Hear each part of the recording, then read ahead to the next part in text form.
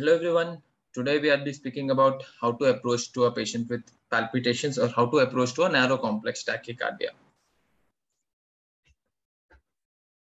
So before going to that, we should know what is the normal heart rate. It is important to know normal heart rates in adults as well as in children, because children tends to have a heart rate higher than what that of adult, and you shouldn't label any patients, any children who have a heart rate of more than that normal should more than the normal of adult heart rate as abnormal. So you should know what is a normal heart rate in children as well as in adults. So in adults, the normal heart rate is 60 to 100. More than 100 beats per minute is labeled as tachycardia. Normal heart rates in children is around, in newborn, it is 110 to 150 beats per minute. At the age of 2 years, it is 85 to 125. At the age of 4 years, it is 75 to 115 beats per minute. And at around the age of 6 years, it equalizes to that of adults. Before going to actual topic of narrow complex tachycardia and its approach, you should know what is QRS complex. So QRS complex is nothing but it denotes a ventricular depolarization. So what does that mean? Is that it is the electrical pattern of the heart when the ventricles, the left ventricle and right ventricles are contracting. At that time, what the electrical activity we get is what is called as QRS complex. So normal QRS width is less than is normal, it is 70 to 100 milliseconds. Okay, so what does that means is that normally each small square, if you count, each small square is 40 milliseconds. So 100 milliseconds means which is 70 to 100 means 100 milliseconds means what is 2.5 small squares, whereas if it is more than 100 milliseconds, that is more than 2.5 small squares, then it is called as broad complex QRS. And if it is less than 2.5 small square, which you can see here, then it is called narrow complex. So that is narrow complexes and broad complexes. All these narrow complexes are generally tend to be supraventricular in origin, and broad complexes are tend to be ventricular in origin. So what do you mean by that? We'll explain to you in this slide.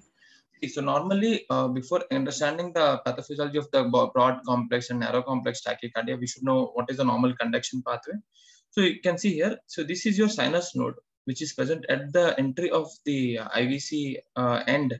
What is called as the right atrium is called as the sinus node. This is your pacemaker. So from which the electrical pathway goes to the atrioventricular node is here, atrioventricular node, and then from atrioventricular node, then it is goes to bundle of His, and then from here it goes to from the left bundle branch and the right bundle branch, it goes to the right and left ventricle similarly, and through Purkinje fibers here. So if you have a tachycardia because of atrial origin, that is above the node of AV node, if you have a normal, if you have any ectopic foci or anything, if your sinus node is working faster, then what will happen? Since your ventricles are normal, so this pacing is normal. Ventricles are completely normal. There is no abnormality of the ventricles. So ventricle will contract on its own time, on its normal time duration, which is seen in normal heart. So that's why the normal heart will have a QRS of 70 to 100 milliseconds. That is a narrow complex. So a normal ventricle will always form a narrow QRS. So that's why all causes of tachycardia, which is occurring before prior to ventricles, will have a narrow complex tachycardia, and that's what it is called as supraventricular tachycardia. Next, if your ventricles are abnormal, so if there is any defect in ventricle due to ischemia or infarction or anything, so if you have any problem with your ventricles, so what does that means? So QRS, what does QRS means? QRS denotes the ventricular contraction. So duration of ventricular contraction depends upon the narrow and broad complex.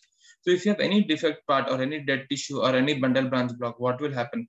The ventricles will take a longer time, because this part is contracting, this is contracting. If you assume this is defective or this is defective, this defective part will take more time to contract, and that's why the QRS keeps getting broadened. So all pathologies of the ventricle will lead to a broad QRS complex. So hope you understand this. So let's go to the main topic now. So tachycardia, heart rate of more than 100 beats per minute. Next important is, as soon as you see a tachycardia or palpitation, any patient with palpitations, or you clinically feel palpitation, you get an ECG. The first thing to see in an ECG is look for a QRS complex width. So if it is less than 100 milliseconds, it is called as a narrow complex tachycardia, as you have already discussed. And if it is more than 100 milliseconds, that is 2.5 small squares, then it is called as broad complex tachycardia.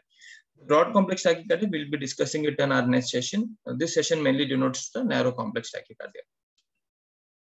So again, you can see here, so this is a narrow complex I'm not talking about tachycardia, so only narrow complex QRS you can see here, because it is hardly less than 1.5 small squares. Whereas here it can see here from QRS, it is quite broad. So almost covering around 2.5, more than around 2.5 to 3 small squares are being covered here. So it is a broad QRS. Similarly, the wide QRS, you can see around 1, 2, 3, 4, around 5 to 6, 5 small squares are there. Here you can see it's hardly 1 or 2 small squares are being occupied here. So this is a narrow QRS or a normal. Even normal QRS is also a narrow QRS or a normal QRS. So now, before going to the approach, we should also know what are the causes of narrow complex tachycardia. In broad sense, we will talk about it. So there are 4 major causes of narrow complex tachycardia. One is the most common cause, that is the sinus tachycardia. Second is the supraventricular tachycardia, which is maybe because of AV-NRT or AV nodal reentrant tachycardia, or maybe AV reentrant tachycardia. So any abnormalities of the atrial, which can cause supraventricular tachycardia. Next is atrial fibrillation, and the other one is the atrial flutter.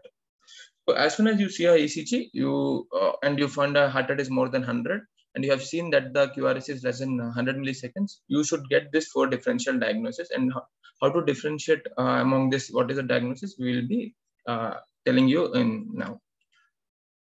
Next is the narrow complex tachycardia. As soon as you see the first thing, as soon as you diagnose narrow complex tachycardia, next thing you look for is you look for a P wave. So if your P wave is present, okay, then you have only 2 diagnoses. First is sinus tachycardia, and another is atrial flutter. If your P wave is absent, you will either label it as atrial fibrillation or supraventricular tachycardia. So in a supraventricular tachycardia, actually the P waves are not absent, it is actually hidden. It is hidden because the ventricles are contracting so rapidly. All these P waves are merged or hidden within the QRS complex. That's why P wave is not visible here. So for differentiating, we kept it in that group as P wave is absent. So in broadly, P waves are not absent, but it is hidden. So in ECG, it is not visible. In atrial fibrillation, as there is atrial contraction is not proper, there is no proper contraction of the atrial, there is only flickering movements. So there is that electrical activity is not sufficient to produce a wave pattern in the ECG. That is a P wave. So that's why atrial fibrillation will have an absent P wave. Okay, next. So as soon as you have seen P wave, so if P wave is present, so we have divided narrow complex. Then you see for P wave, if P wave is present, what is the next thing to do is we have 2 diagnoses, as you said. P wave is present, sinus tachycardia or atrial flutter. Next thing you look is number of P waves. If you have a number of P waves are 1, then it is sinus tachycardia. Or if you have a number of P waves are multiple, then it is atrial flutter. We'll show it in your ECG. So there's an ECG here you can see. So you always assess the rhythm or the rate at the rhythm strip. So you can see here, see this is a QRS, which is there normally. This is a QRS, this is a QRS.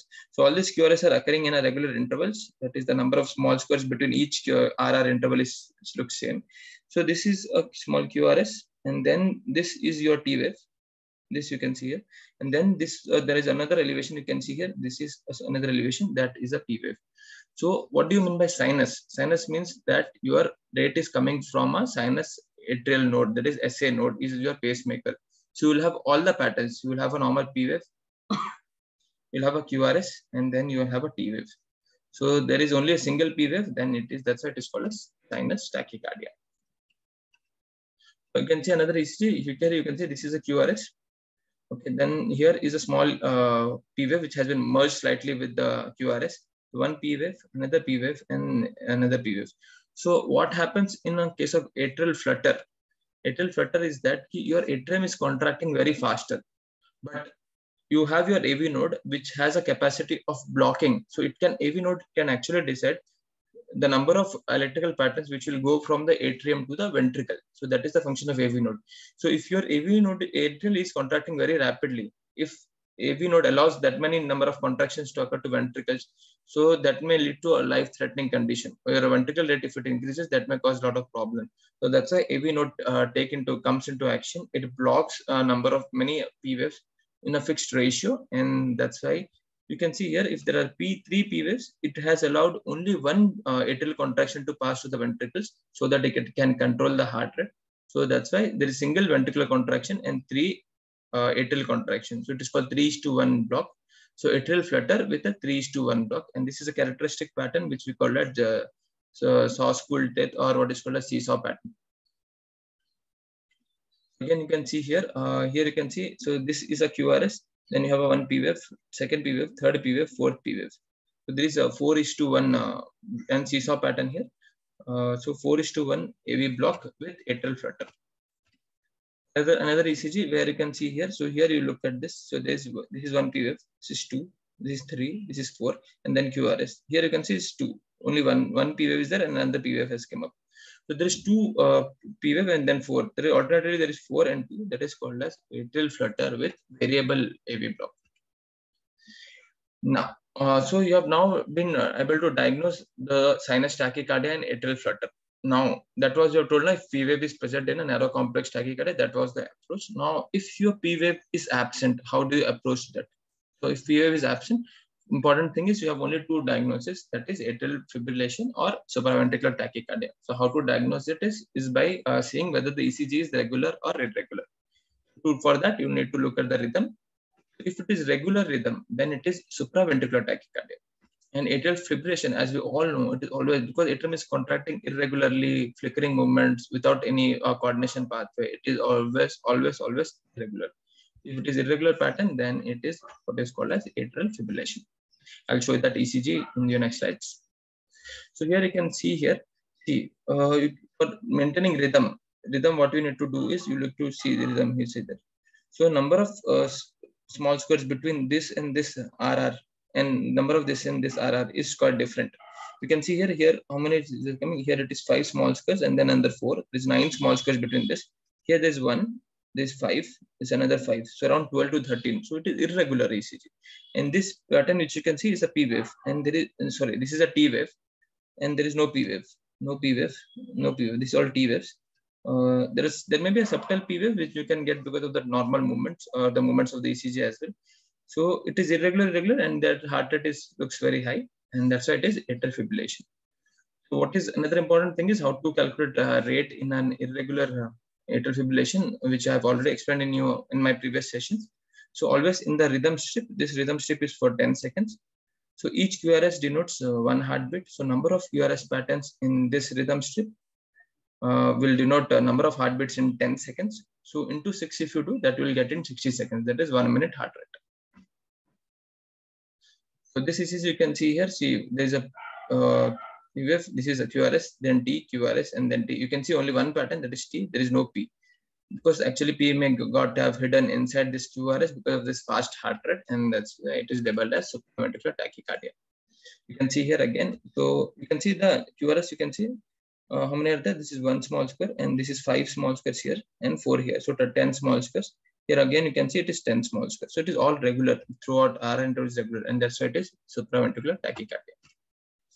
So now let's come to the overall approach. See, if you've seen any patients with a tachycardia or palpitation, what you do, first you get an ECG, look for a QRS complex width. So if your QRS complex is more than 100, that is called as broad complex tachycardia, which is completely a different session, which I'll be coming to in future presentations and my videos. And if your QRS is less than 100 milliseconds, then that is less than 2.5 small square, then it is called as narrow complex tachycardia. So the next thing to do is, as soon as you have diagnosed narrow complex tachycardia, you look at the P wave, whether the P wave is present or absent. If your P wave is present, you have 2 diagnoses. One is supraventricular, one is sinus tachycardia, and other is atrial flutter. So then you will see number of P waves. If a number of P waves is single, then it is labeled as sinus tachycardia. If number of P waves is multiple, it is called as atrial flutter. Next, if your P wave is absent, then depends upon 2 diagnoses, supraventricular tachycardia and atrial fibrillation. Then you have to look at the rhythm. If it is regular, supraventricular tachycardia, and if it is irregular, it is atrial fibrillation. Hope you have liked my video. If you have any doubts on my topic, you can please comment on the comment box. And if you wish to want any other videos or any other topic you want me to cover, please let me know. We'll come back to you with that video as soon as possible. And if there is any corrections, if you feel there is some mistakes in my slides or anything, please don't hesitate to tell me. I'll make sure I'll correct them. And if you like my video, please subscribe to my YouTube channel, Dr. Akif Beg, for more interesting videos. Thank you.